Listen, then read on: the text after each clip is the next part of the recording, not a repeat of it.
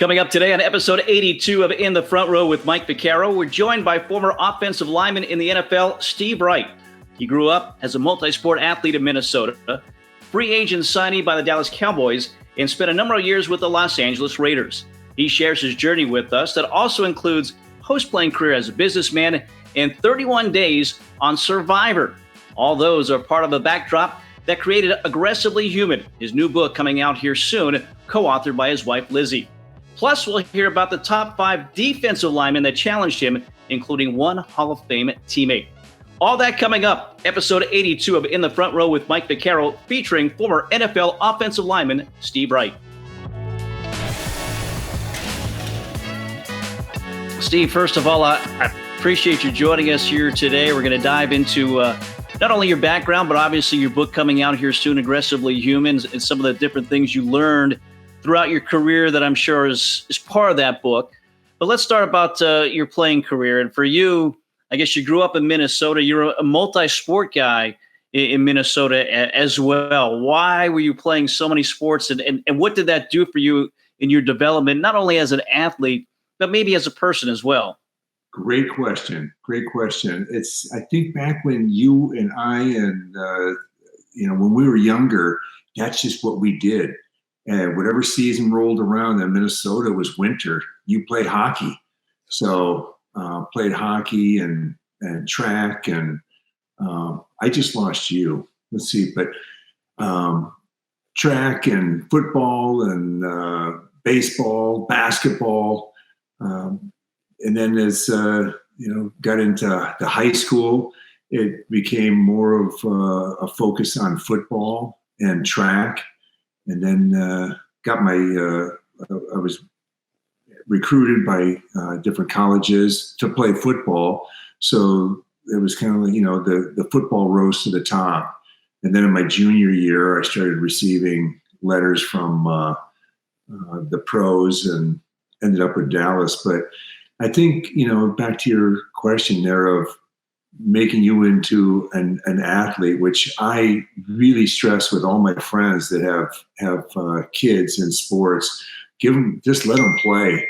Don't box them into sticking with one sport. I think it helps you. For one, it increases the amount of friends you have. And also too, it just it increases your ability to perform at a different place than just in a box of football. The basketball was great for my agility, track, shot put, and discus. Just got a whole other batch of friends. We were state champs, and I was a high school All-American. So it just kind of expanded the resume. But yeah, so that's kind of it in a nutshell. Yeah, it seems like, as you said, the people from your era, they were playing all these sports. And again, did you see the effects of one sport helping out your other sport? Again, football became the sport that you went professionally in. Did you see those other sports playing into your development on the football field? Yes, for one, because it kept every sport fresh. You get through with the football season and it's, all fall long. And instead of sitting around doing nothing, let's go play some hockey. And then that worked on my quickness, building more friendships, learning a different way of being competitive. So. As you said, again, football won out. You went to Northern Iowa. What was it like there? You were a Hall of Famer. You're a Hall of Famer in the Athletic Hall of Fame there in Northern Iowa. Yes, got recruited kind of around the state, up in Wisconsin and Michigan and North and South Dakota, Eastern Illinois, Youngstown, but ended up down at the University of Northern Iowa. For one, it had a dome stadium. It was the second dome stadium in the country beside Northern Arizona. So at the same time, too, my parents, my father grew up down in Iowa in Des Moines, and all of our relatives were down there. So every home football game turned into a family reunion and long weekends. but it was more or less just getting down to Northern Iowa. The Dome Stadium was a huge draw.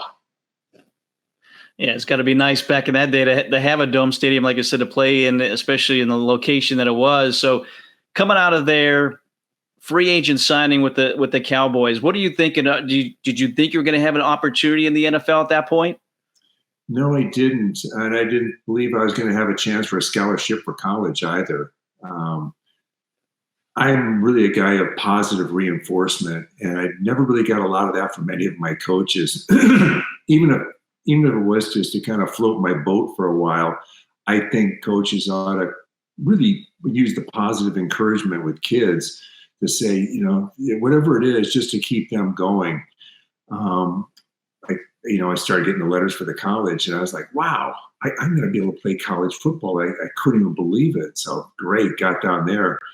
And then to become a free agent and start being entertained to possibly play in the NFL was absolutely mind-boggling. And it became heavier recruiting in my senior year. Ended up signing with the Dallas Cowboys, 120 free agents, and 3 of us made it that year. One of them, I think, is in the Hall of Fame, Everson Walls. So it was a battle, but it's just keeping the positive attitude and staying present and just working your tail off for whatever you want. And mine was football at that time. So it was, I went into training camp with the Cowboys in absolute Superman shape. And they actually I kind of joke is they couldn't get rid of me. I was a wood tick. I was just nothing but hustle. And had five other roommates. I was just with one of them the other night at an NFLPA meeting. He ended up getting traded our rookie year in training camp to the San Francisco 49ers and ended up winning 4 Super Bowl rings. There's more stories to that. But yeah, my 5 roommates disappeared fast. I was in this room with 5 empty beds. So it was a tough mental exercise, keeping your emotions and drive and desire to keep fighting, and even in the worst of odds. One thing to be a rookie, but then a free agent rookie with America's team, with Tom Landry as a head coach. I mean, how much pressure was there on you? Was there pressure on you to try to make that team with those being the circumstances? It was ridiculous pressure. And I write about it in my book, how everybody handles pressure different. One of the guys I write in the book would go out and smoke a reefer every night. Another guy had his Bible and was just down on his knees praying every night. And I talk about how just the pressure and the enormous pressure after the lights went off, I'd cry once in a while, just thinking like, God, the pressure is just killing me. But I want it so bad. It was, and it ate a lot of people up, and it does in your later years and after your career, just the pressures, even as a multi-year starter with the Raiders, the pressures are still there all the time. When I finally decided to say I'm done, I'm retiring, it was the biggest bag of rocks off my back. I was just unloaded, and I felt high for a week, just knowing that I didn't have to go to practice. I didn't have to make some timeline. In 2 years, in 12 years of football, I played 1 year in the USFL, I was only late to 2 meetings for a total of under 5 minutes. Everything else, so I carry that over into today. I go work out with my buddies 3 days a week, and I'm always there 15 minutes early. So you learn some life lessons, but how to fight through great odds. And I did that many times, and that's one of the reasons I wrote the book. Yeah, it sounds like some of that is kind of mental health, where now we're talking about that a lot more. But back in that day, was it a stigma to kind of let your emotions out? As you said, you went, some nights where you're crying in your bed, but I'm sure you didn't let your teammates or coaches know about that. No. It is a big problem today, but it was a problem back then. At least now it gets exposed a little bit more, but it also gets scrutinized, possibly too much. And my personal feelings, maybe some lean on it too much. No matter how stable you go into such a high stress job, it takes a toll on anybody. This white hair started happening when I was 21. Honestly, when I was with the Cowboys, I've got some funny stories of being late for a plane ride. Tom Landry, the whole team's loaded up, and I was the last one on the plane. I'm racing onto the tarmac in Dallas and run up the stairs, and there's Landry looking at me. And then finally I sat down and the plane took off. They were waiting for this 21-year-old free agent rookie. It was like, oh my God, what have I done? And that kind of shocked me into straightening myself out to this day.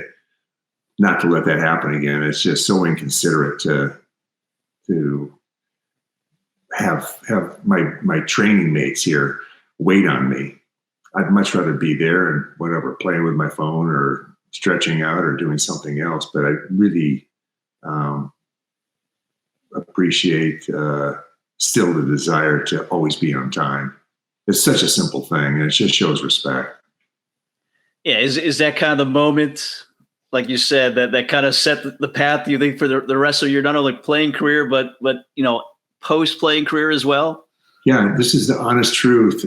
Probably almost once a week, it's actually post-traumatic stress disorder.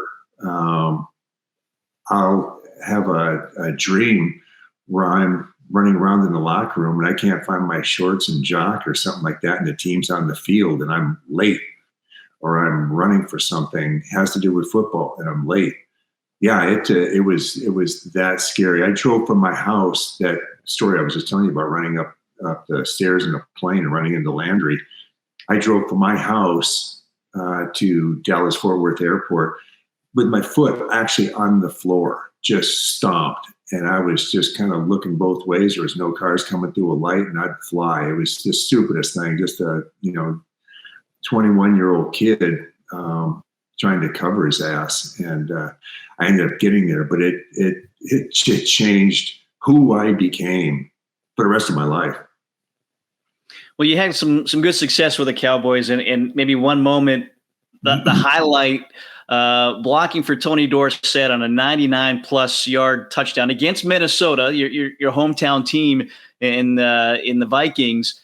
Can you take us through that, where you were and how pivotal you were in springing him for that record-breaking longest run ever in NFL history? Yeah, and I've got it's extended story in my book, but 4 years earlier, I was in 10th grade, 17 years old, maybe something like that. And we're sitting at the outdoor Met before the Dome Stadium was built. I'm sitting there with my parents, and it's snowing, and the Vikings are hosting the Dallas Cowboys. And Drew Pearson catches the Hail Mary, the first real Hail Mary to take the Cowboys to the NFC, to the Super Bowl. I think it was from there. And then here it is now, fast forward 4 years, and I'm on the kickoff return team starting the second half, and we fumble the ball on the half-yard line. And I'm coming off the field. I've got 35 tickets right there in that end zone, right between the goalposts, three rows up. And I'm coming off the field, and my offensive line coach grabs me and shoves me back into the game and says, "Take right guard." I think I had to turn white. I was like, oh my Lord, this is the first Monday night game in the Dome. And so I'm running back on, and who plays the right guard, Kurt Peterson, he's holding onto his shoe. His shoe came off and he couldn't get it back on. So I'm just going for one play. And thank God there was a timeout.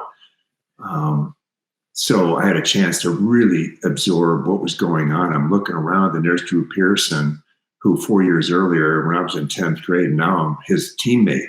And then there's Tony Dorsett. I'm the youngest one in the huddle. And 20 yards away are my parents and all my friends, and I'm in the huddle so no one can see me, and I'm kind of giving them,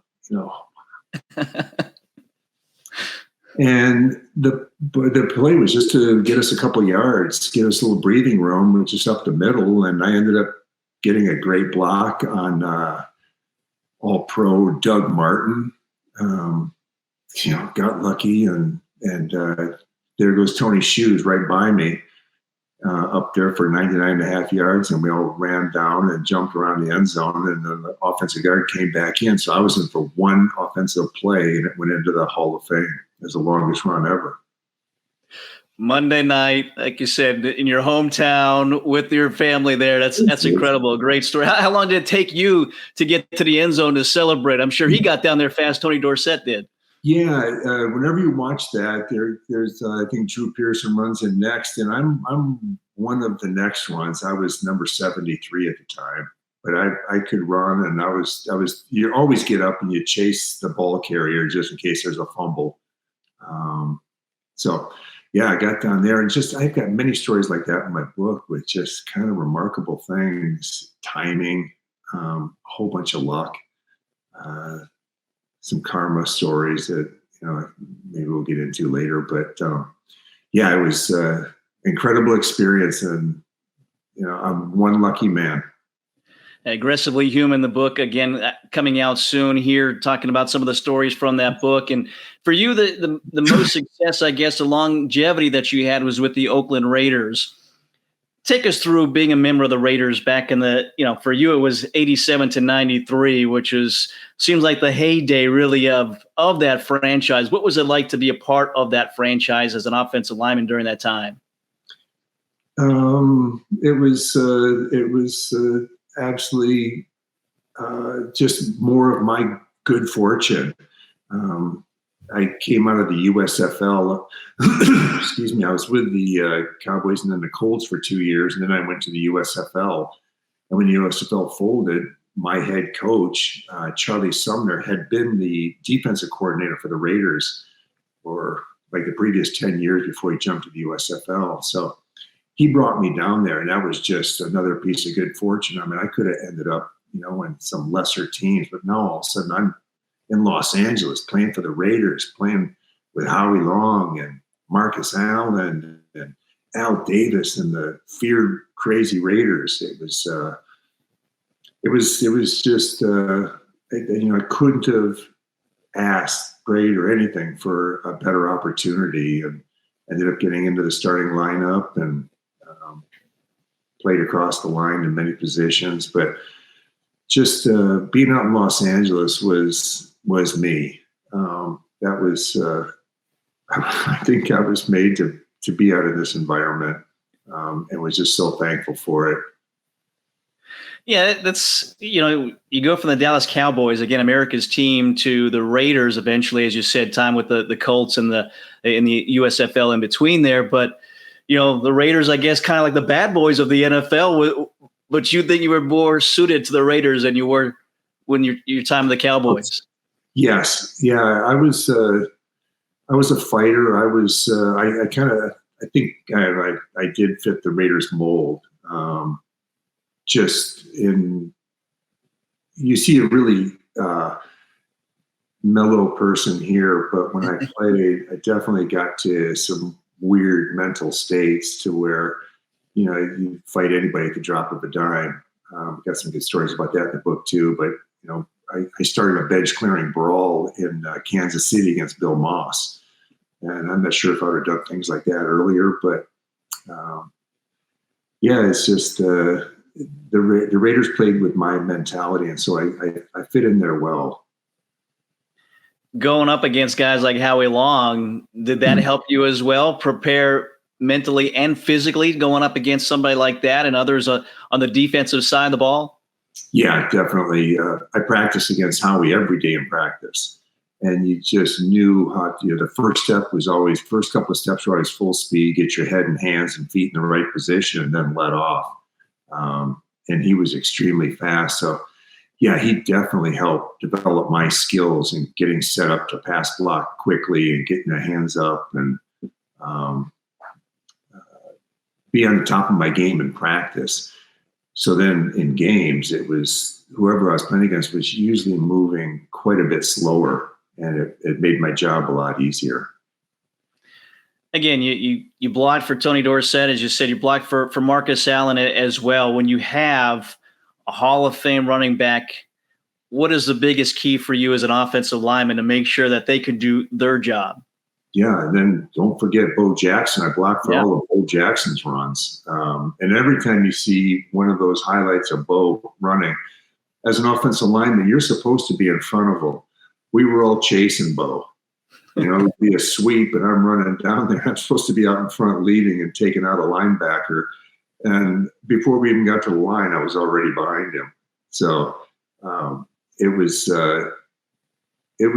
an amazing experience to play with such class act teammates as Marcus Allen, who would help us as an offensive lineman. We're blocking I've got Neil Smith or Bruce Smith or Reggie White or whoever. And Marcus would always come and stick a shoulder into him to knock the wind out of him or knock him off step that would help us. So it was just, playing with that class of and ability of players was just a dream come true for any athlete. Bo Jackson's got to stick out as maybe the best overall athlete. What was it like being around him during his prime when he's playing these, several professional sports and excelling at them as well? Yeah, Bo was definitely in a class by himself. Not a big pass blocker, like what I just mentioned about Marcus. He'd get in there and just hand him the ball and let him do his thing. You'd very rarely see him in the weight room. He was a God-gifted, statue of like the perfect specimen, legs and body, and his explosion off the ball made us look good. You wouldn't have to hold your blocks for very long. He'd fire through the hole. And to be down on the field and see that speed and that explosion was just, it's something you'd just never seen before. I remember we were playing in Los Angeles against, I think it was the Broncos. And we had been ribbing Bo about outrunning everybody and always dodging and not putting his head down or running somebody over. So then we're playing the Broncos, and it was 3rd and something, and Bo broke through the hole, and Mike Harden was the only thing in his way. And normally he would have just hit another gear and been gone, but he put his head down. And I have never seen such a hit and run as he delivered on Mike. He put his head down, and Mike landed on his back. He stepped on his chest, and I don't think Bo ever slowed down. And remember him getting back over the sidelines and laughing at everybody and pointing at us. And and so Bo knows steamrollers too. Yeah, we just talked to Steve Largent last week about Mike Harden, the hit that he had on Mike Harden after he gave him a concussion. So we know about how hard Mike Harden can hit. And as you said, to Bo to do that and lay the wood on him. Again, when you've got different running backs in the backfield, are your techniques different? Are you blocking differently? Or obviously the plays maybe dictate that, but is it different for whoever's in the backfield as a running back? No, you've got to just take care of your man. It's pretty much mano-a-mano, unless you and your guard are running a double team or something like that. But no, you've got to you do your job no matter who's back there. Otherwise, it comes back to us if they get caught up and tackled, and it's it comes down to us just doing the same thing and being predictable, and all the running backs know what we're doing. Injuries eventually led to your retirement. What kind of injuries did you have during the time, and do you still have some of those effects? I know, again, concussions were not looked at like they are currently. Back then, we've talked to a lot of guys, the turf then compared to what it is now. How did those injuries take a toll on you then and maybe still do? Well, actually, it wasn't the injuries that took me out of football. I could have still gone up to Oakland and played another year, but I had an opportunity that I had discovered over in Palm Springs. The mist was blowing above our restaurant I was in, and I talked to the manager, and he showed me how to manage this thing. And I can kind of get on with the story later, but my company is called Cloudburst, and I was the first one to bring it into the NFL sidelines to cool their sidelines. But and it turned into an amazing business. So I incorporated my company pretty much the day I retired, and the team moved to Oakland. I just didn't want to go back up to Oakland and get lost. I could have mentally, physically, everything was okay. Mentally, more than anything, I was just tired of the game. I don't think I watched another football game for probably 10 years after I retired. I was just tired of, football all day, and I'd take films home at night and watch it all afternoon, at home in the evenings. But yeah, I had my shoulder, had that reconstructed. I'm in the plans here for a new knee. I've been extremely fortunate, though, from all my years in football. I took as many precautions as I possibly could, wore knee braces. I broke probably half a dozen knee braces. I was the first one on our team to start wearing the plastic shield over your eyes, which helped me a ton. And my great Raider lineman teammate, Tom Mosbart, lost his eye a couple of years after I started wearing my shield. But my body was still hanging together more than my mind was. My mind was just tired. I only got knocked out once, and I go through all the annual visits that we have for active MRIs and neurological testing, and everything is working well, and got another one of those coming up here soon. So it was just more or less just tired of the game, and ready for a break. And all of a sudden the break presented itself in the Cloudburst misting company that I ended up developing.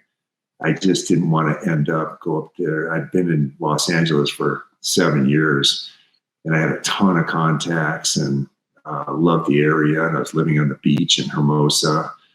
I just didn't want to go get lost in the shuffle up there in Oakland one more time. I'd already been to, Dallas and Baltimore, went with them to Indianapolis. I was living in Oakland with the Invaders. So I was ready for a change, is what the real decision maker was for me leaving the game. Yeah, as you say, Cloudburst, extremely successful, not just pro sports, but NASA, the military, and the Olympics in 1996 in Atlanta as well. How did maybe your athletic career, how did that play into your business career? I took advantage of being an NFL player, and everybody wants to talk to or do something with an NFL player. I tell young guys all the time, take advantage of those golf tournaments you're in. You're normally, at these celebrity pro-am tournaments, you're usually in a foursome with 3 other CEOs or presidents of companies. Get to know them, get their card, send them a 8x10, something, start building that relationship. I kind of had salesmen in my blood from my father. And so I really enjoyed getting out and trying to sell my misting company. And I ended up getting into 1,500 different Home Depots and Lowe's and Costco's and Targets. And but the high pressure misting was pretty remarkable. I brought a buddy on that handled all our books, and I was out doing the marketing and the sales, and it sold itself.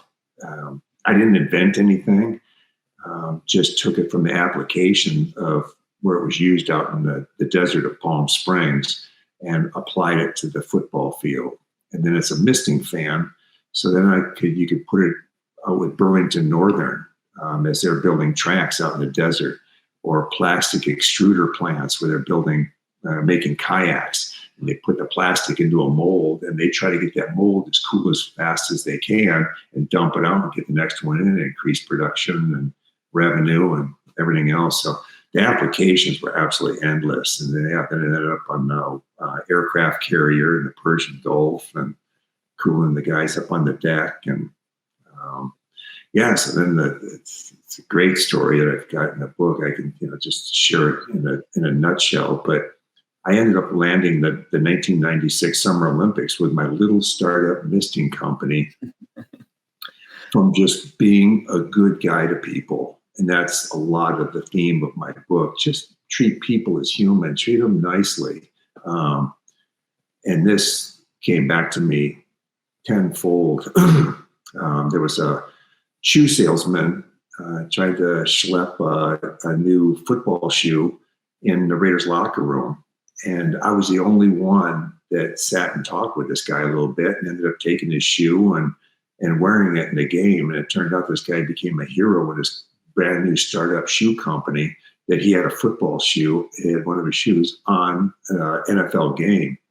And so coincidentally then, 5 years later, something like that, my partner and I decided, let's go try to see if we can land the Summer Olympics in Atlanta. We had no idea what we were up to.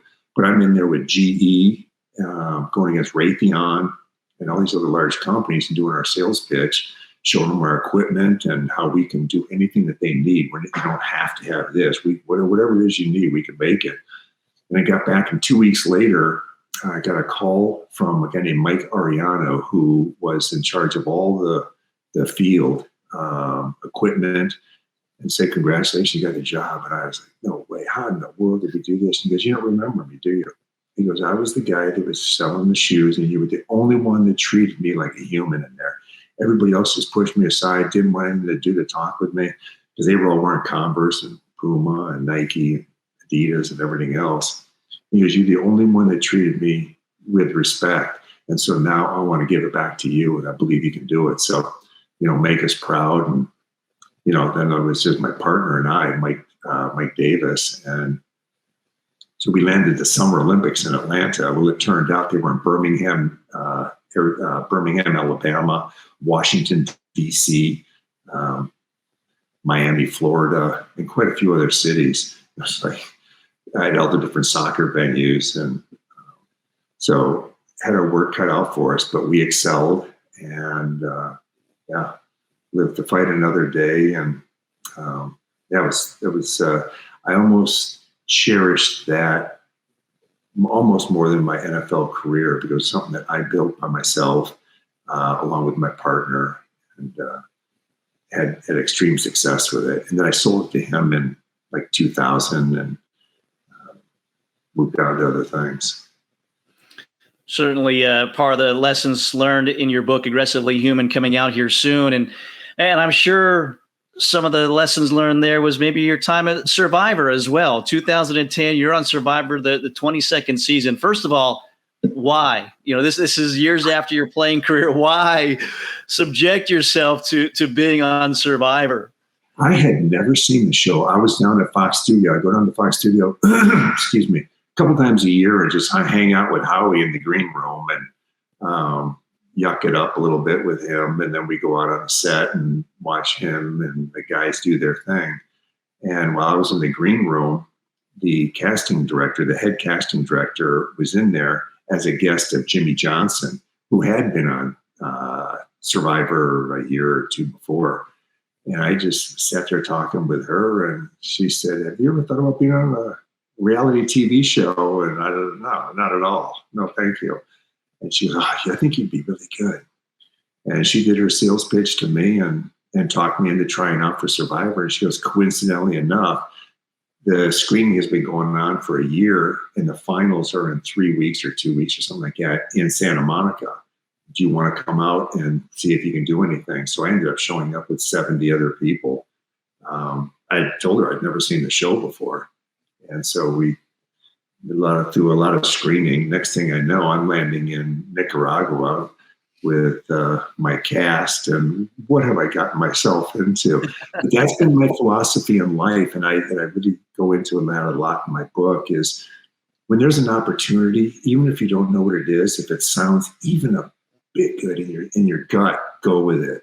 Don't get your head involved and thinking all the possibilities. Well, why? I don't know about, I've never seen the show, and I don't, how would I survive? And, oh my gosh, I'd lose all this weight, or, it just, your head will get you into so many bad places. If your gut feels it, plow through the door, and like they always hear the term, build the plane as you're flying.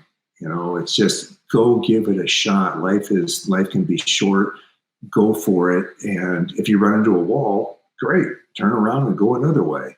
But at least give it a shot. So when I had this opportunity to be on Survivor and to do something really different in my life, why not give it a try? I had no idea how long it was going to be. Well, it turned out I was in the show for 31 days. I lost 32 or 33 pounds.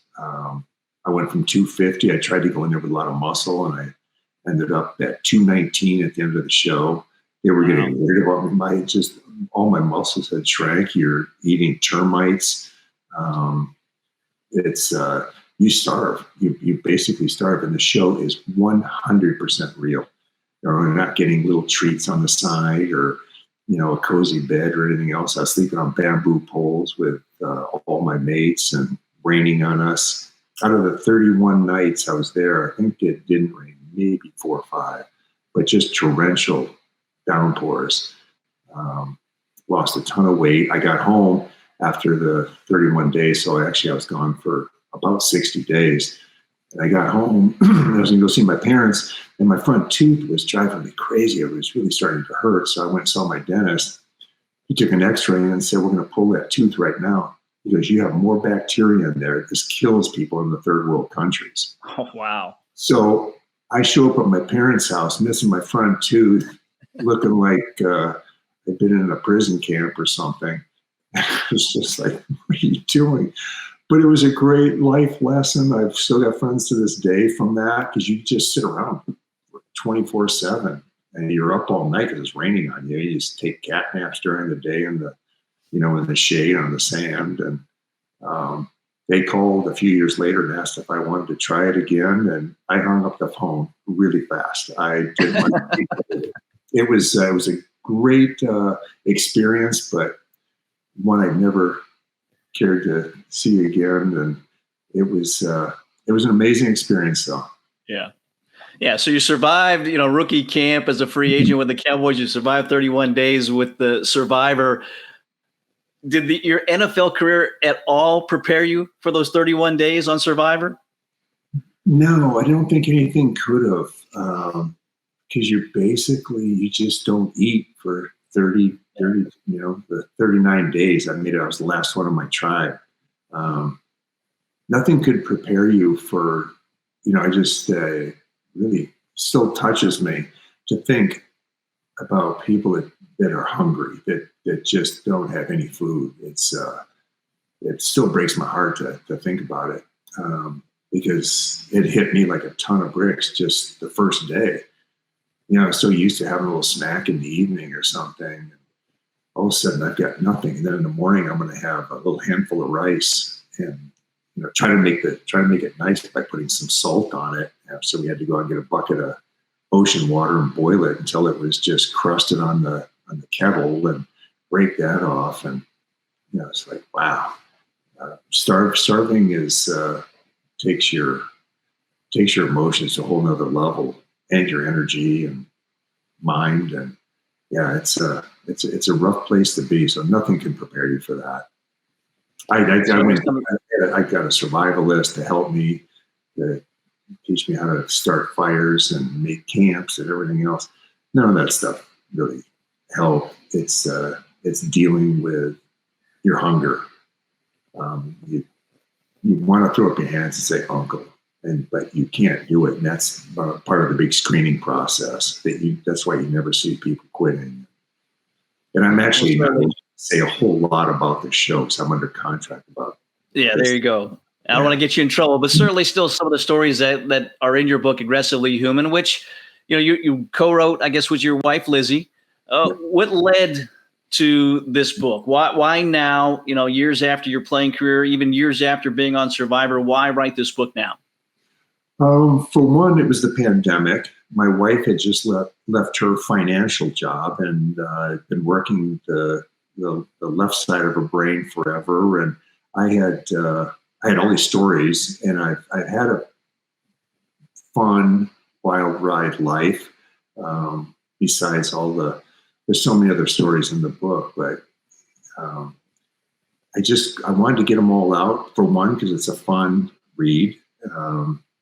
if I can be a mentor in this book to anybody, it's not a you should book, and I'm not trying to teach anybody how to do anything. It's just how one lucky guy did it. Saying yes to every opportunity when the door opens. Relying on mentors, that guys that have been there, guys that are older, just what worked for me. The mentors was huge in my life. Just that I've got many stories from that. Just to believe in yourself, and it sounds pretty cliche, but just work your tail off, and not give up. Give it everything you have, and life is short. Go after it and grab it and shake it hard, and that's what the book is. And it's like, again, you see me as a pretty mellow guy, which I am now. I'm Buddhist. Went through the whole Christian thing. There's my wife, and Buddhism really fell on me. Yeah, the rightauthor.com has got all my blogs I put in once a week. But it's been a great ride of a life that's continuing. And after this, I'm just going to keep pushing. I've got a patent on a toilet. My mind kind of works in kind of weird places. We traveled around the world. It took 9 months with just backpacks each. Traveled around the world, went to Tonga and Samoa and New Zealand and up into Indonesia. And while I was in Indonesia, I saw how they use, the bathroom. And it's just a hole in the ground.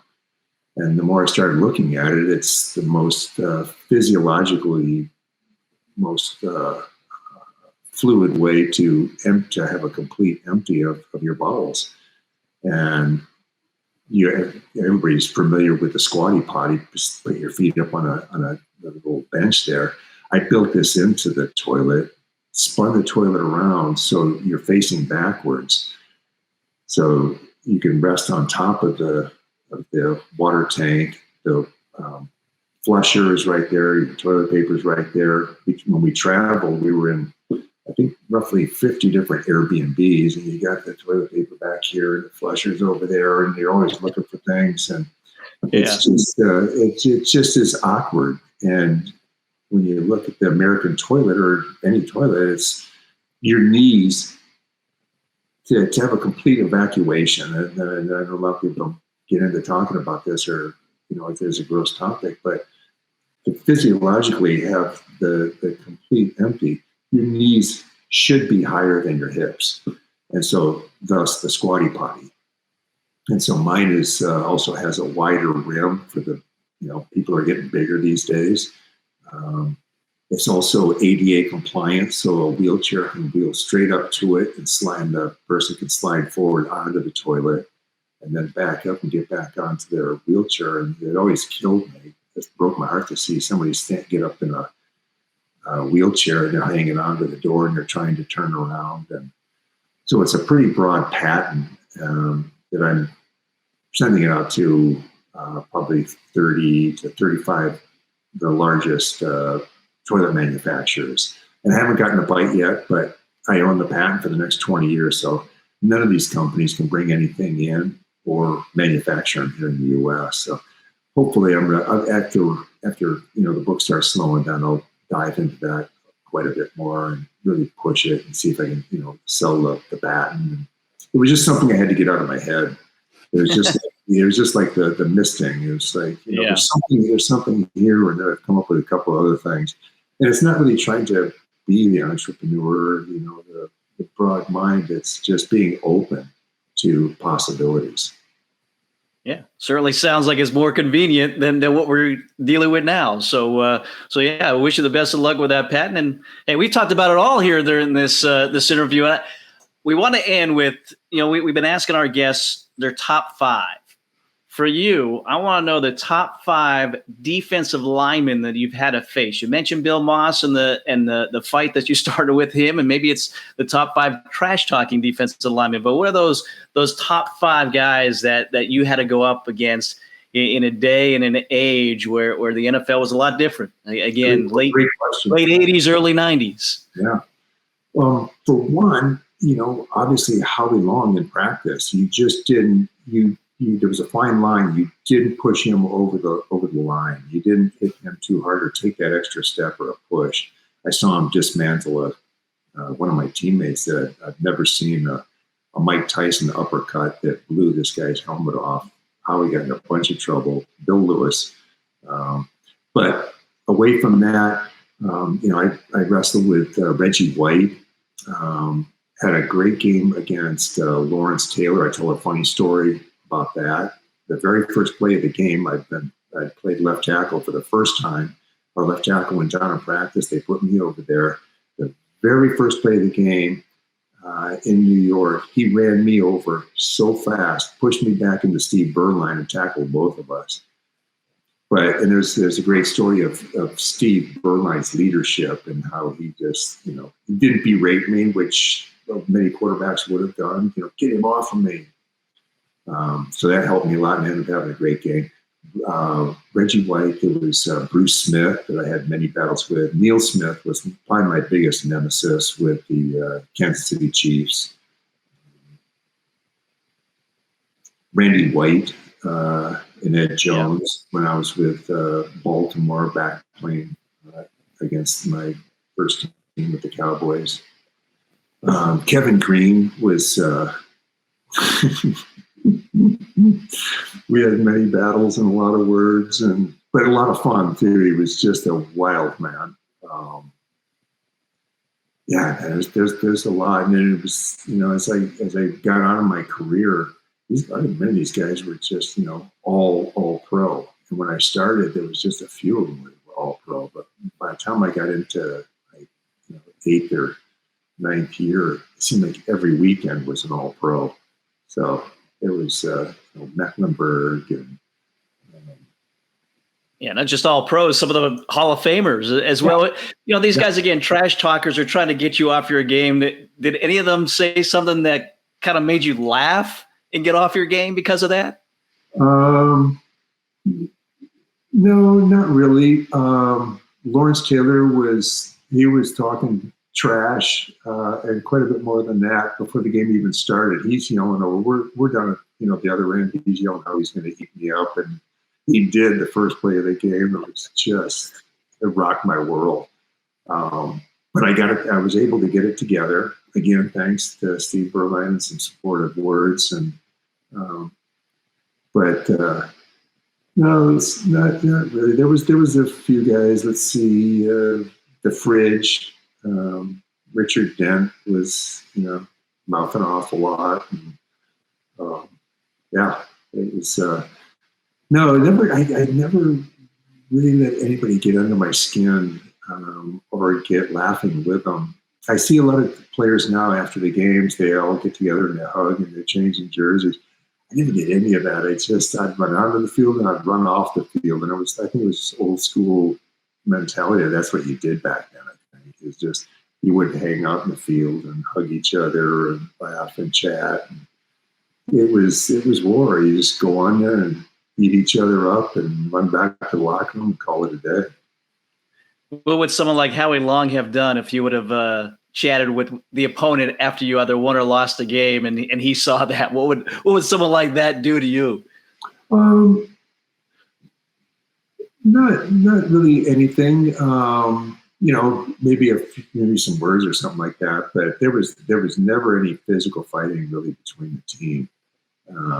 We never took it to the level of that kind of anger. It would be pushing and shoving each other a little bit, but it never amounted to anything above that. Howie running up into, I think it was the 49ers locker room. He chased down the offensive line coach. He was going to beat him up in the San Francisco locker room. And it was like a bunch of us were trying to get in there, but they got him back out and extracted him from their locker room. But no, it was we were all very supportive of each other all the time. The NFL back in the, again, late 80s, early 90s. Aggressively Human coming out here soon. How can people follow you? Are you on social media? Obviously, you've got the website as well. Yeah, let's see, Steve Wright NFL for Instagram. Best place to find me is through the wrightauthor.com, where you can buy the book. I will, if you want to, I'm happy to, I'd love to sign one to you with a little note. Reach me there at the website, or steve@aggressivelyhuman.com. And I'd love to send you out a book. I've got them, all of them here. They're all going to be, I recorded the Audible, and that should be up on Amazon here by the end of this week. But that and the ebook and the soft and hardcover all be on sale the 7th of November. All right. I can't end without asking, you said a teammate from the Cowboys left to go to the 49ers, won 4 Super Bowls. Who was that teammate? Mike Can't leave Wilson. us hanging. Mike Wilson. Okay. Mike Wilson, who I haven't seen, and we were roommates, in 1981, and it was just so great seeing him again. Great. Going from the Cowboys to the 49ers, four Super Bowl rings. That's pretty impressive right there for anybody.